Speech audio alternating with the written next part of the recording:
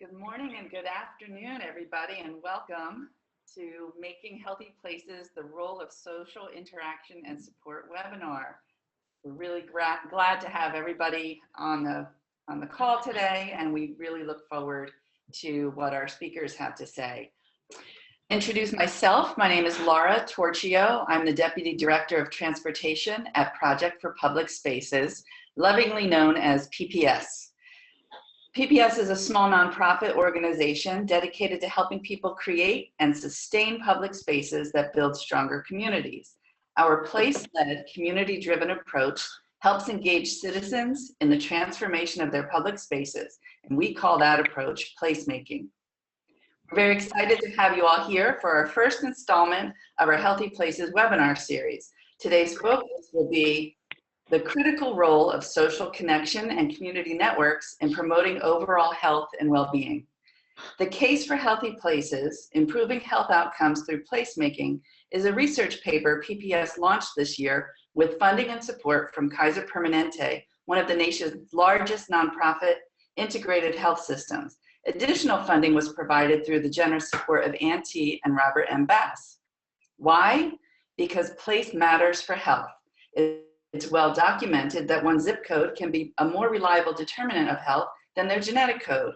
While today's webinar will focus on social support and interaction, there are overlaps with the report's other topic areas, including play and natural environments and healthy food and many more. So look for announcements for future webinars highlighting these other areas. So let's get started. I'd like to introduce Tyler Norris, our moderator for the webinar. Tyler is CEO of the Institute for Mental Health and Wellness, a new independent national foundation seed endowed by Providence St. Joseph Health System to advance mental, social, and spiritual well-being in the United States. Tyler's former role was Vice President of Total Health at Kaiser Permanente, and he was a key driver of the Healthy Places report. So take it away, Tyler. Laura, thank you, and hello, everyone. Really a terrific honor to be able to join this call with some extraordinary partners and colleagues. Thank you to the partnership with Project for Public Spaces. I first met Fred Kent over 30 years ago when I was working at the National Civic League, and we were first trying to help grow the Healthy Communities, Healthy Cities movement in the United States. And he was very much on the front line of modeling what another friend and colleague of mine then, James Rouse, talked about, which is that a healthy community is a garden to grow people in. And as we talk about how healthy places support healthy people, that frame is central for me. We've often talked about place in terms, those of us in the health sector, about the social determinants of health. Long been understood and familiar, and yet the health sector as a whole has still struggled to really recognize what's its role with placemaking. How do we work with architects and land use planners and community economic development leaders, community development finance institutions, and others to create places that are indeed gardens to grow people in? As we started to do more community health needs assessments, at Kaiser Permanente, we did 50 of them in the last year. We found that the themes of placemaking, jobs, local economic vitality, access to food, safety, safe places to be, housing, essentially place, rose to the top of the list in what we've seen in community health needs assessments.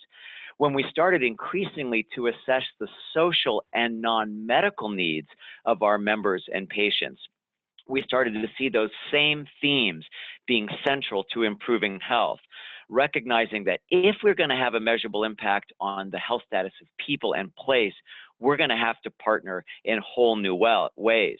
And to the theme of this particular webinar, the role of social interaction and support, when we started addressing the mental emotional health of our members, we recognized it was ever more important that placemaking was foundational to our strategy. And increasingly, as not only Kaiser Permanente at risk for its members, but as other health systems increasingly move into global payment and at-risk arrangements for the health of populations, placemaking is perhaps the most important strategy we can have to address being able to measurably improve health and manage costs. But a couple of years ago, when at Kaiser Permanente, we said, well, what's the evidence base? What's the state of the learning? What are the key questions? We decided to partner with PPS to really define what does the field know, and that's what generated this report that was released just at the end of last year. So this first webinar and the conversation we're about to have opens the conversation around why place matters for health. To join us today, we're going to hear an overview of the elements that make for a healthy place and some of the key findings of our research from the consultant who led much of this work, Janet Heroux. Janet is a public health professional specializing in translating research findings into effective public health policy and programs. She played a fabulous role in helping lead much of the research. Then we're going to hear from Dr. Don Mordecai, who's going to present some of the health challenges our society faces, specifically as people face trauma in childhood and in communities, which can be reinforced throughout generations. Don is at Kaiser Permanente and the national leader for mental health and wellness, and a practicing clinical psychiatrist and adjunct associate professor of psychiatry at Stanford University Medical School. And then we're going to turn to my friend and colleague, Dacher Keltner, who's going to offer us a number of tools that are accessible to all of us that we can use to heal society. And how do we design places that encourage and nurture our ability to heal ourselves and our communities? Dacher is an author and the founding director of the Greater Good Science Center and professor of psychology at the University of California, Berkeley. First, we're going to turn to Janet. We'll then hand off to the others, and we'll have about 10, 12 minutes of dialogue at the end. With that, I want to turn to Janet Heroux, again, a leading consultant behind this. Janet, tell us a little bit about the elements of a healthy place. Good morning, and thanks for joining us.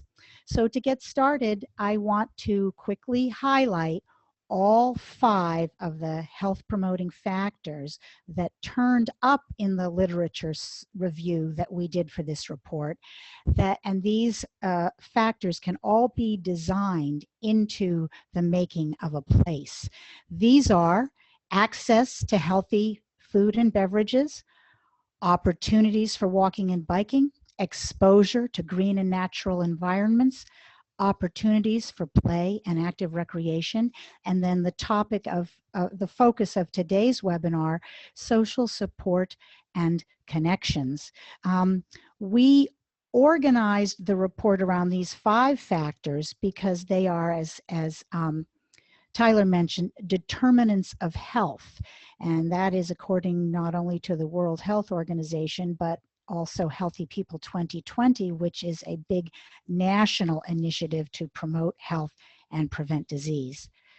So although this webinar focuses on how placemaking can strengthen social support and connection, the factors are all somewhat interrelated. I'll touch on interesting studies we found in other areas that have implications for social and mental well-being.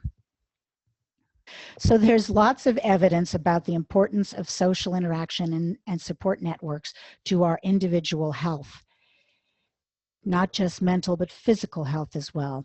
They're associated with decreased levels of stress, longer lives, and even improved pregnancy outcomes. One big study in California found that a sense of belonging actually leads to healthier behavior. At the community level, social connections build social capital, and social capital means social networks among neighbors with high levels of trust and mutual aid. Social capital enables community members to act together to achieve goals and get what they need. What's more, creating a public space can build 2 different types of social capital. First, when people connect with their peers and neighbors, that's called bonding social capital. Second, when people connect with people who are outside of their network, perhaps through the creation of a public space with many partners, that's called bridging capital, which is especially important to disadvantaged populations who may lack connections to resources and power that these others outside the network can help to provide. Creating this bridge between groups with different levels of resources and power can be very difficult to get right, but based on the literature, I would say is the most consequential for disadvantaged communities. In public health, which is my field, vulnerable or disadvantaged people, that is children or older people or people who are low income or have disabilities, are the groups that we think about most because these groups tend to have less access to the resources and conditions that keep us healthy. So creating great public spaces with these groups in the forefront, their needs and preferences, will make the most difference to most people's health. When I was preparing for this webinar, I discovered another report from UCLA, this one, Guidelines for Creating Senior-Friendly Parks. Noting how social isolation makes seniors more vulnerable to mental and physical health problems and even death, the authors wrote, parks can reduce the prevalence of social isolation, provide opportunities for intergenerational interaction, and create a sense of place and attachment. And Dawn will be talking about more later about, vulnerabilities, trauma, and the social and economic and health impacts of that. Fortunately, we found many different studies that pointed to features that all people desire for parks. We want them in our neighborhoods nearby. We want them to have restrooms, be well maintained and clean. We like things like water fountains, walking paths, and bird life, and they need to be safe. These findings should inform how we create parks and other public spaces because places with these features will be used by more people more often. At this point, I want to lift up a practice of PPS, Project for Public Spaces. They always engage the users in the design of a public space. So there is an outcome, a great public space, and there is a process, the making of the space with its users. Both of these dimensions have important implications for creating social support and connections. We found one study that evaluated a placemaking project from start to finish. So from the process through to the outcome. The project engaged neighbors in making decisions about and then making improvements to intersections in 3 neighborhoods in Portland, Oregon. When the project was complete, the study found neighbors within 2 blocks of the intersections, and not just the project participants, had a stronger sense of community, expanded social capital, and lower depression rates at statistically significant rates. Again, it's not just the process, it's not just the place, it's the process. One study on youth engagement in park cleanup and plantings showed these activities helped foster a sense of community and neighborhood pride. Another benefit of engaging users in a public space is its impact on safety. Several articles describe physical design and social interventions to increase safety. Enabling neighbors to keep an eye on a shared public space and encouraging positive activities in those spaces helps a community feel more ownership and better defend and maintain the safety of a space. So Dacher will talk more about green space, but let me tell you, the research tells us that the link to green spaces and health is astounding. Access to green is linked to reductions in anxiety, depression, diabetes, and other outcomes. And by the way, green is not just deep countryside. We can benefit health-wise from parks, community gardens, and even just street trees. A study in Toronto found that in neighborhoods with many street trees, residents had lower levels of depression, diabetes, stroke, and heart disease, even controlling for other factors, including income. In one study from Sweden, the more often and longer people spent in a green space per week, the lower the stress they reported. And in Philly, in a very recent study in a rundown neighborhood, found that just walking by vacant lots that had been planted with grass actually reduced people's heart rates. And again, this is a physiological finding, not just self-report. Exposure to nature and green space may be especially important for children. One study indicated that playing regularly in a green space compared to a built playground or inside, actually reduced the severity of symptoms in kids with ADHD, attention deficit and hyperactivity disorder. So finally, my last comments are about gardens, bringing it back around to Tyler. We found that community gardens, as humble as they may be, are important public spaces because so many studies documented a surprising array of health benefits. Most important for today's topic, community gardens provide opportunities for social connection and community building, and these are key social processes that benefit participants' health and well-being. In addition, of course, kids and adults alike get the physical and nutritional benefits of garden and the mental health benefits of doing it in a green and natural space. And by the way, all you need is to locate your garden where people can walk or bike to it, and you have hit all 5 of what we found to be the health-enhancing features of a great public space. And thank you. Janet, thank you for an excellent overview there. In a way, you're helping bring the strength of an evidence base behind what many of us have always known intuitively, that place matters, that our environments shape the behaviors that we make, and that environments are actually essential to our upstream contributors to mental health and well-being.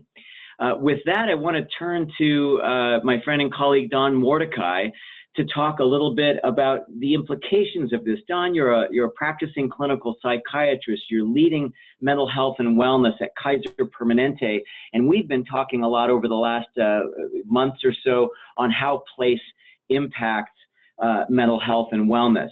Can you share a little bit of your perspective around this? Sure. Thank you, Tyler, and thank you, Janet, and thanks to PPS for sponsoring this program. I'm going to talk about a really seminal study that came out of Kaiser Permanente in San Diego in partnership with the Center for Disease Control in Atlanta, called the Adverse Childhood Events Study. And if you think of Janet as giving us a great overview of how social spaces can promote positive social interactions, this study is a little bit more about what happens to people when social interactions go awry in childhood. What kind of outcomes does that lead to in adulthood? And then I'm hoping that Dacher's talk will help us understand what are some things we can do about this.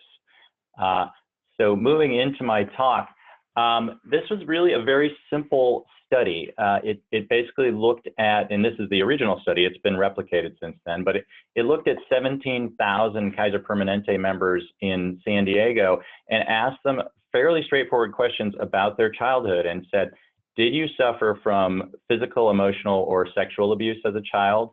Did you suffer from physical or emotional neglect?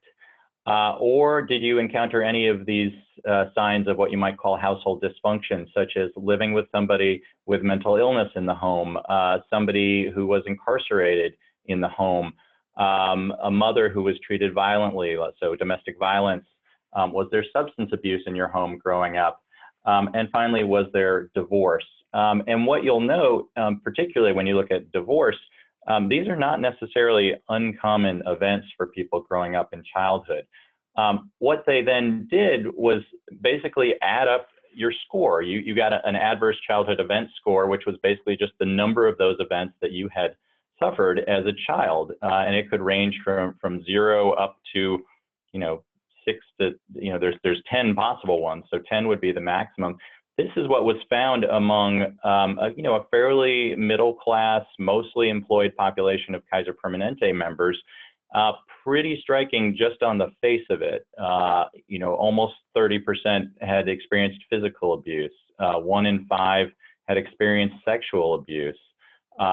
More than 1 in 4 had lived with substance abuse in their home when they were growing up. And so these turn out to be very common events. About 1 in 5 of this population had 3 or more ACEs, and about 1 in 8 had 4 or more ACEs. And then they extended the study to say, okay, well, what does that mean for these people in terms of their adult health? And here's what we found, and in a way, this this slide and the next one are the most striking findings, which is that there was basically what's called a dose-response relationship, meaning the more ACEs you had, the more risk for poor health outcomes you had, and not just mental health outcomes, which I think people would have would have assumed, but physical health outcomes as well. So it really shows the nature of the toxicity, if you will, of adverse childhood experiences, or what you will hear in the field called toxic stress at this point. So heart disease, twice the risk as an adult. Stroke, more than twice the risk. Cancer, almost twice the risk. Heightened risk for diabetes. The risk for attempted suicide was greater than 10 times higher if you had 4 or more ACEs. And for alcoholism was over 7 times higher if you had 4 or more ACEs. So there's this direct link between experiences in childhood, negative social experiences, and later health outcomes that's quite profound. And this slide also demonstrates that graded risk. So it's not like, oh, if I have 0 to 3 ACEs, I'm fine. I look like somebody who has had no problem as a child. Every single ACE adds to your risk for things like mood disorders, anxiety disorders, substance abuse, impulse control disorders, and the physical health outcomes that I've already mentioned. And by the way, early mortality or early death is also one of the things that we see associated with the more ACEs. So clearly a very profound effect from negative social interactions in the home. And when you talk about, it sort of puzzles people, like, well, what's going on here? And here, this slide talks about the current theory of how these adverse events impact someone in later life. So you start with the adverse childhood experiences at the top. That has an impact on child development, both at the biological level in terms of brain development and stress hormone development, very complicated systems that are meant to be well balanced and can be put off balance. And Dacher will be talking more about this. It also leads to social effects like poor attachment, which we know can lead to poor mental health and physical health outcomes, poor socialization, and a poor sense of power in the world or self-efficacy. This in turn leads to early development of health risk behaviors like smoking, overeating, substance abuse, multiple sexual partners, which can lead to poorer health outcomes. And we're talking 50 or more, not a few. And then it shows up as long-term health consequences like depression, suicide, PTSD, and intergenerational transmission of abuse. We know that children who were abused are more likely to be abusers. It's not a guarantee, but there is a higher risk there. And then, of course, all the social problems that go along with this. So we're seeing the impact of troubled connections at home in childhood playing out all throughout adulthood. And then you say, well, geez, that's not a very pretty picture. What can we do about that? And the good news is that biology is not destiny. There's a lot of work on resiliency and protective factors. A lot of that seems to be based on a relatively new concept that the brain is plastic. For a long time, we thought that the brain was pretty much set in childhood. It actually develops throughout life and can develop new pathways. And we know that, as Janet talked about, we can build community capacity, whether it's through places or social organizations that can help support people. One of the most important findings we found is that resiliency can be nurtured through what here is called an SSNR, or a safe, stable, nurturing relationship. So there's good evidence that a close relationship with even just one stable adult in or outside the home can be a major protective factor for children who are experiencing trauma, even if you can't remove all the traumatic factors. And then there are other factors. We know that some people seem to be genetically more resilient. That's not something we can affect in the immediate near term. But we know that there are also environmental and socioeconomic factors that can protect people, such as trauma-aware professionals, teachers, trauma-aware healthcare systems, and healthy built environments, as we've already heard about.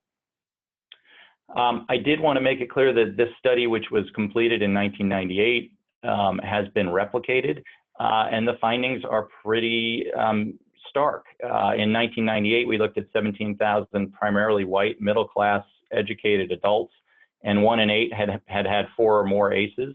In 2012, the study was done in Philadelphia with 1,700 adults, so still a very large, powerful study focused on an urban community, and 37% had more than 4 or more ACEs. And you've already seen the impact of that on people's health. So this childhood trauma is something that is rampant in our societies and something that we need to pay more attention to. The Philadelphia study did something interesting as well, which is to say, not just looking at trauma happening in the home, but also traumas that happen in the community, which have a similar impact to the home-based traumas. So for Kaiser Permanente, we said, okay, what can we do to try and get a hold of this? And one thing that caught our attention is that we recognize that 8 of California's top 10 cities for crime, which is a marker for a traumatizing environment, are in our Northern California region. So this is not a problem of the other. This is a problem for us and for our members in many of our areas. And we knew that we have many, many children growing up in neighborhoods that are plagued by violence, often in homes that are plagued with traumatic stresses, like we described, that a lot of these kids are being traumatized on a regular basis, and it's being missed. It's not diagnosed, or it's misdiagnosed. And what we often saw is that adults working with these children often misinterpret trauma-related behaviors as willful acting out, as, you know, bad kids, that kind of thing. And that when a traumatized child is met with that kind of response, it can contribute to further trauma. So we were exacerbating the cycle. And so Kaiser Permanente wanted to look at ways to interrupt the cycle. And we thought that we could look to schools and community-based organizations as places that could foster healthier social relationships by recognizing trauma itself. So our goal was to screen youth for trauma in these settings, augment the available support services for the youth in these settings, strengthen partnerships with the referral agencies, who often are providing short and long-term services to these schools. And this last one is key, which is to increase understanding by teachers, staff, and providers about what does trauma look like? How do you interact with a child as a trauma-informed teacher or caregiver? And often it's fairly simple as a start, at least, which is you need to know about it. You need to ask kids about it. You need to approach them from an understanding that they have gone through very difficult circumstances and need a listening, supportive ear more than they need discipline. And what we found is we're very pleased with the start. This is an ongoing project that we call Thriving Schools and Trauma-Informed Schools, but there is a lot more work to be done. Particularly, we need adequate staffing and resources for these programs, for both the schools and the community agencies. We need ongoing training and support. We need policies for the staff because you can get what's called vicarious trauma, which is you can be traumatized by interacting with and hearing the stories of others who have been traumatized over and over and again. This has been seen commonly, people working with people who suffer from PTSD. We want to foster connection and engagement in the broader community. So what about social services? What about courts? What about police? What about recreation and parks, like Janet was talking about? And we want to see whether we can come to a shared understanding of what trauma is and the implications it has for organizations and really at some level for society. How do we build an understanding of the profound impacts of childhood trauma on our entire community? So with that, I will hand it off to Dacher. Don, thank you. This is Tyler. Just thank you for a great overview of not only adverse child experience from the individual perspective, but really helping bridge to the community perspective and what we can do for adverse community experience more broadly. And it's great to hear the kind of development of Kaiser Permanente strategies for trauma-informed schools and in partnership with communities. It's a great body of work. Dacher, turning to you, it's been great knowing you over the last few years, and in addition to the extraordinary research that the Greater Good Science Center has done to help us understand the field, you and your team have been building tools that can help us address these issues at the individual and community level. So I'll turn it to you now. Thanks so much, Tyler. What a terrific pleasure it is to be with you all. I wanted to start with just a brief personal story that brings together what Janet and Dawn have been talking about, which is that when I was 10 years old, I moved from a really healthy place where my mom was getting her PhD in a neighborhood with all the kinds of things that Janet was talking about to a very poor, struggling rural town in California.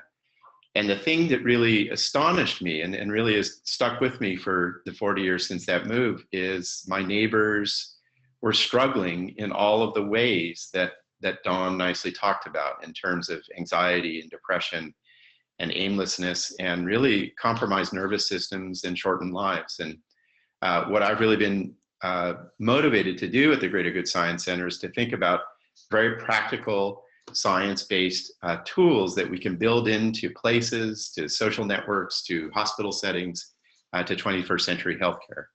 You might think of this as really boiling down to what we call in the scientific literature emotional well-being. You can break emotional well-being down into 3 different components. One is just cultivating a healthy balance of positive emotions that are good for your relationships in your nervous system. A second that I'll talk about is what Janet talked about earlier, which is the power of strong, immediate, in-the-moment social connection. And then finally, I'll talk about a couple of tools we've been testing and then spreading is how do we handle stress? You know, Dawn mentioned how critical it is to teach individuals the tools of resilience, and I'll talk about a few of those strategies. So I am a lab scientist by training and by passion. And one of the critical insights that has emerged in the evolution of human beings, or the study of the evolution of human beings, is what's called our hypersociality. You know, we like to think about the defining features of humans, the opposable thumb, the capacity for language, but in some ways, the most critical piece to our human evolution, since the 7 million years we broke off from primate relatives, is how profoundly social we are. We evolved socially for a large part because of these photos, which is our primate relatives' babies were very independent. On the left of your screen is the bonobo. Human babies are born profoundly vulnerable, taking anywhere from 7 to 48 years to reach the age of independence. And what that meant, that very raw fact of evolution, is we had to bind together to take care of our offspring and to survive. Here's a nice illustrative quote that speaks to this of the great biologist E.O. Wilson, who simply says that all of the fundamental tasks of human evolution, from hunting to taking care of the young to sharing food, we did socially. Now, what this means, and I think as Dawn hinted at, is that great places, social support, feeling play, feeling connected to others, engage these very important parts to our nervous system, which we've called the prosocial nervous system, which very interestingly turn out, when activated, to be very critical to health and thriving and feeling connected and purposeful in the world. Just to kind of move through, and there are, at the Greater Good Science Center, we're kind of updating this really interesting literature, but to move through a quick synopsis of what we've learned. When people in my lab at Berkeley see images that evoke feelings of compassion, on the left, the starving children, that activates regions of the brain from the periaqueductal gray to prefrontal cortex to even the ventral striatum involved in reward circuits that get us to connect and care to other people. That further activates this really important bundle of nerves in the human nervous system, the largest bundle of nerves I portray on the right, which is the vagus nerve. And the vagus nerve, which is the yellow sort of stream of nerves moving through your body, helps you connect and look at people and orient your head. It slows your heart rate. It regulates digestion. It's involved in the inflammation response. It is this major freeway of neurons in our bodies connecting the body to the mind, and very much tracks human health. So what we teach at the Greater Good Science Center, and I teach in the various classes at Berkeley and elsewhere, is a set of tools by which you, 1 or 2 minutes a day, you can cultivate emotional well-being. And as you do, you'll not only cultivate greater happiness and social, sort of high quality social relationships, you'll actually shift that neuroplasticity that Don was talking about and alter important regions of your nervous system. So a first stop is just cultivating moments of kindness.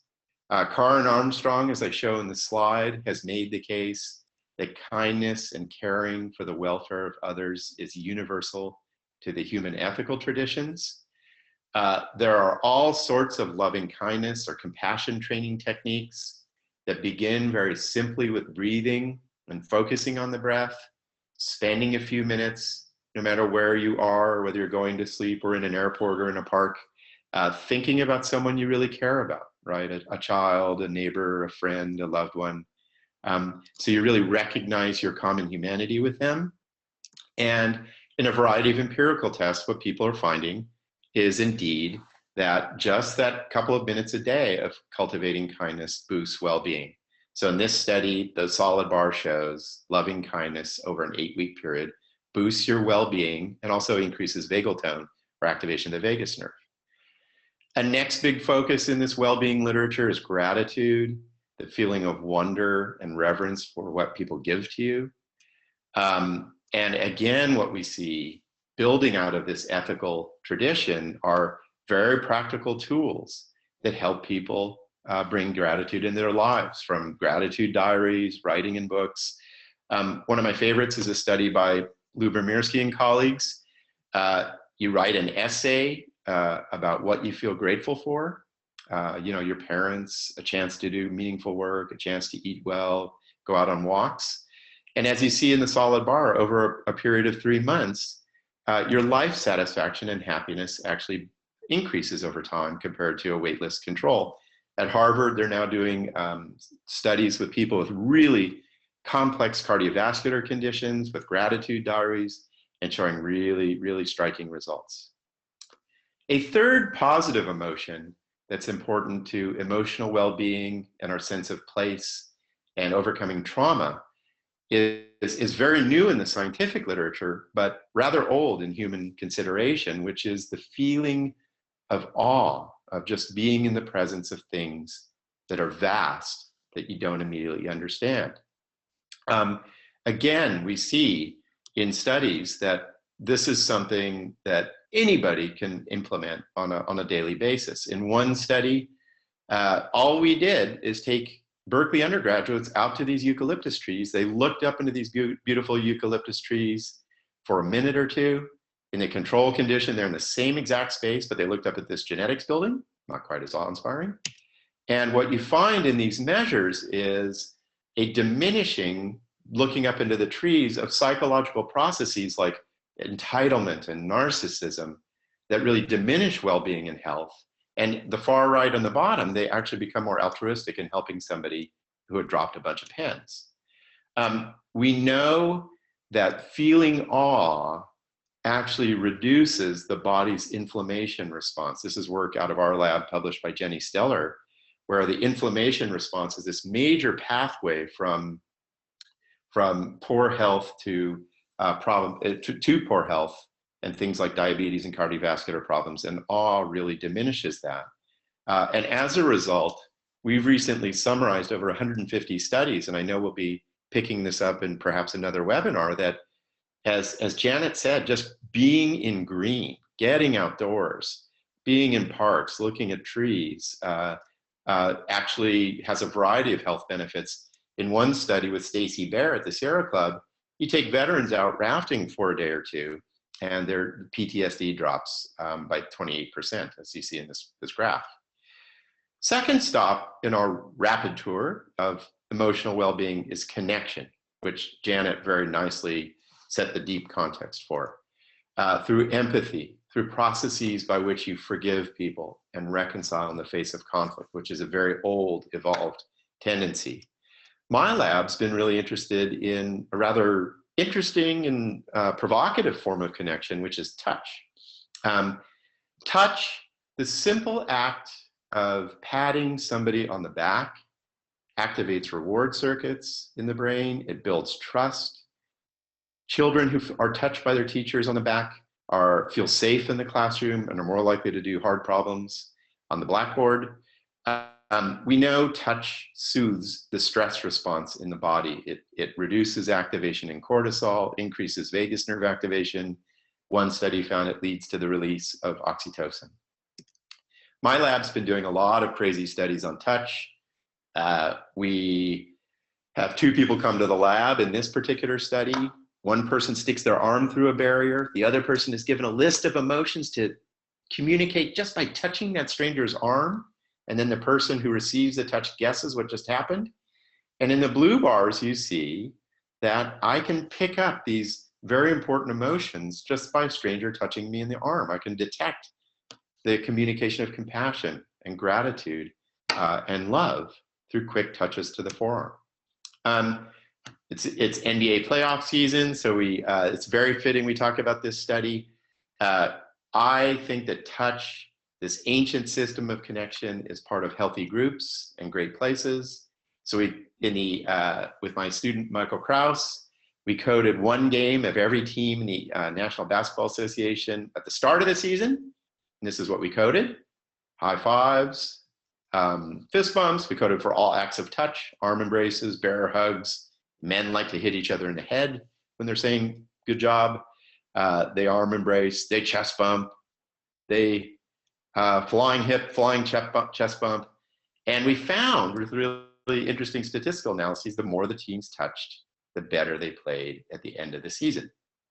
Okay, finally, and I really appreciate the people out there for bearing with me on this whirlwind tour of something it takes me 30 weeks to teach, or 15 weeks to teach Berkeley undergrads, is how do we handle stress?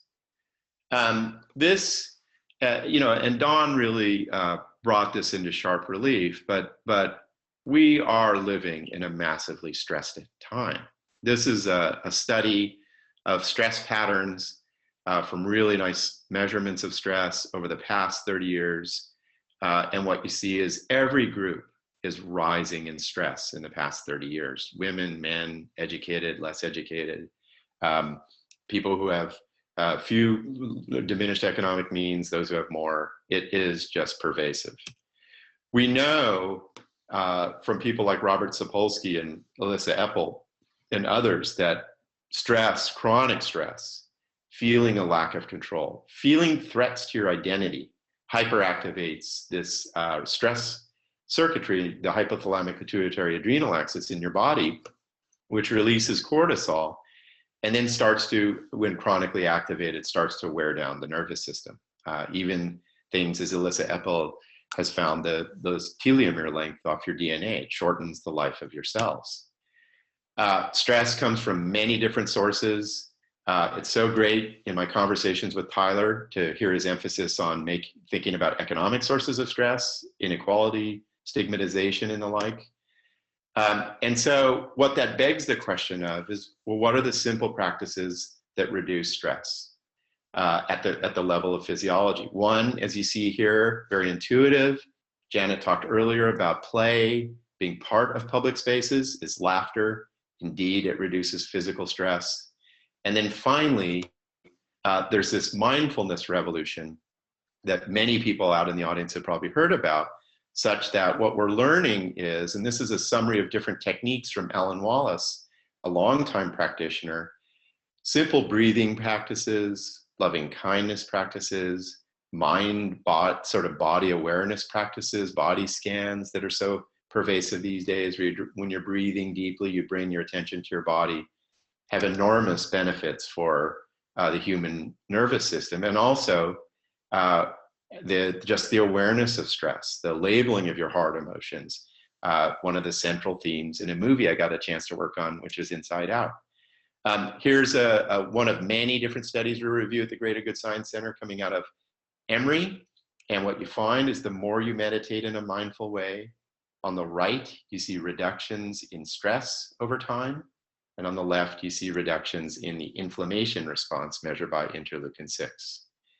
So when I think of place, the great places I've been fortunate to go to, they have these features that Janet and Dawn really talked about very directly, and they elicit these emotions and sense of connection that we've been talking about. And I've just shown a few photos from the Zocalo in Merida to parks in the Pompidou to a Zen garden in Kyoto to my own local favorite, which is Sproul Plaza at UC Berkeley, that they are defined by emotional well-being. Here's some ideas, and thank you very much. Dacher, thank you. What a tour de force over these last few minutes, each of you. And your talk about really helping us better understand the prosocial nervous system and really who we are, not only as human beings, but in relationship to each other, and kind of making that link to how environments that are conducive to interaction, touch, play, connection are so important to our mental emotional well-being, and then helping build some tools and practices that we can all move forward. We've set aside the next 10 minutes for questions, and there may be follow-up after this hour is over. Laura has kindly been going through with Elka the questions that have come up through the chat box. Please, any of you continue to add to that. And with that, I'm going to see, Laura, what questions have come to the top for our panelists? So we have a couple questions that came in. And the first one is, would it be possible to share the most influential best practice search that speaks specifically to creating equitable public spaces? For example, spaces that support vulnerable populations most, but impact everybody. And the second part of that question is, what best practices would be most useful for municipality, regional, and economic development groups? Well, we'll open that to the group, and I really appreciate the theme there of equity and vulnerable populations. It reminds me of the simple idea of a curb cut that might be helpful not only to a person who's pushing a stroller or to a person in a wheelchair or an elderly person, but that all of us actually benefit from. We kind of focus on the most vulnerable, but all of us benefit.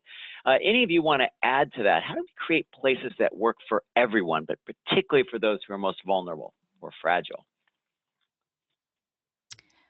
I can go ahead and speak a little bit to that. And this is a bit of a punt, but that is actually an area that is worth some research, because it would really be useful to know what are the specific aspects of a place that is beneficial. Is it the programming? Is it the process of creating the space?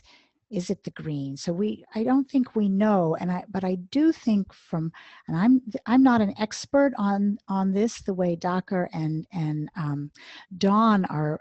They have their specific expertise, but I do think from the literature and my practice in public health over the years that a way to design a space to attract users is to ask the users what they want. Let people tell you what they want.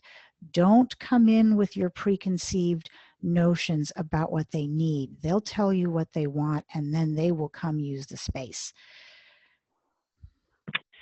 And that's very important. Thank you. That's a great. Yeah, and it's hard to do with people who normally don't have a lot of power.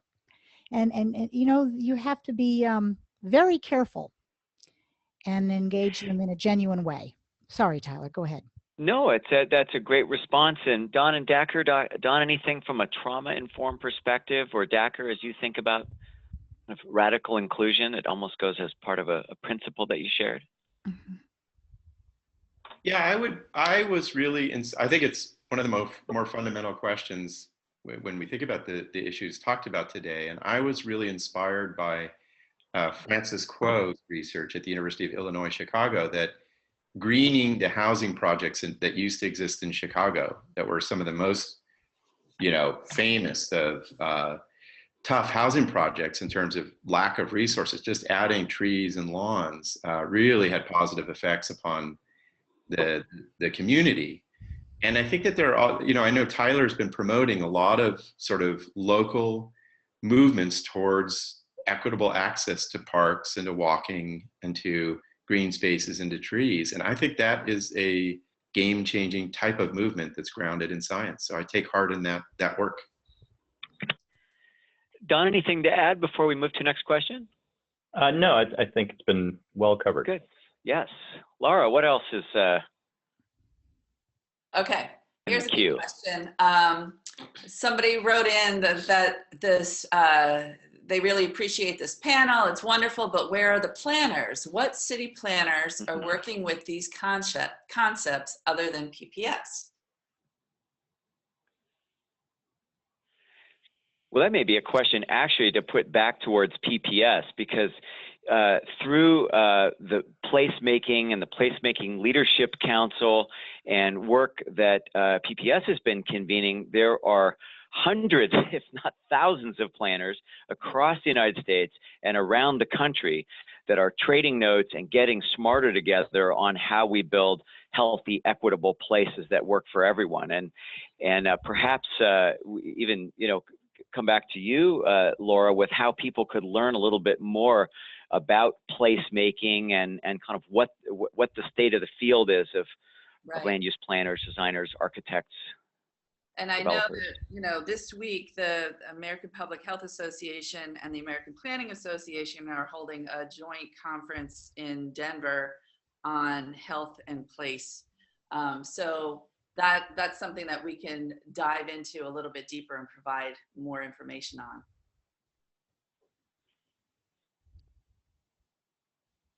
Any ads from the panelists? Well, not to be a one-note Johnny, I would encourage all planners to listen to the users. Yeah. Okay, I think we can probably fit in one or two more questions. So here's one from someone who says they work for a local system of care organization in partnership with their county's human services. They implemented a series of trauma trainings over the last few years and have trained almost all school teachers and many others in the local communities. What they found, though, is that many question, now what, once they've been trained? It seems they have information, but no tools to implement. Is awareness enough, or should we be motivating people further by providing tools? Fabulous question, and maybe Don and then Dacher, you could build on that a little bit. What's that developmental pathway? Yeah, I think Dacher pointed at some tools which seem to have pretty striking effects and be fairly simple. So what I would ask is, are the schools open to then basically developing a curriculum, right? And you could call it a wellness curriculum. You don't have to call it a trauma curriculum, but where you can train kids in things like mindfulness. You could build in field trips to green places where they can look up at trees, as we heard. I'm really encouraged by Dacher's findings, because it feels like, wow, even though these issues were laid down a long time ago and had demonstrably negative effects on the immune system and the neurological system and other homeostatic systems, you can still impact it. So in schools, they're still kids. I would think about there's a group called Mindful Schools, which some people may have heard of, that brings mindfulness into schools. And there are now even fairly straightforward technological solutions where instead of bringing an actual trainer into the school, you bring a packaged program that has recordings that the teachers can do with the kids to do that kind of training. Dacher, thoughts from your end? Yeah, such a great summary, Don. I would simply add the Greater Good Science Center is free. We have 3 people working on education to translate these tools to the dynamics of individual classrooms, and we're also building up a sort of an online education platform. So it's right there for anybody interested in building tools for free. And I want to just add something that just came to mind.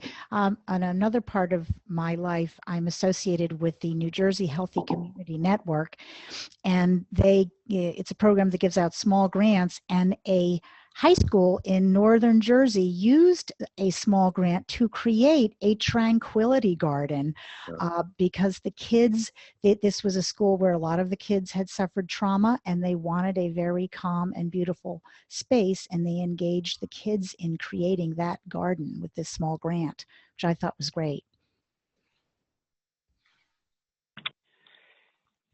Thank you. Laura, we're down to a couple minutes, but is there one more question we might turn to? Let's see. I think what we can do is, because we're down to the last seconds of the clock, we can pull together the questions that remain, and as a team, we'll sit down and we'll knock out a few answers to them and send them back to the group as a whole. But also, if you have a specific question for one of our presenters, the screen that's up right now has everybody's email address, and you can ask them directly if you like.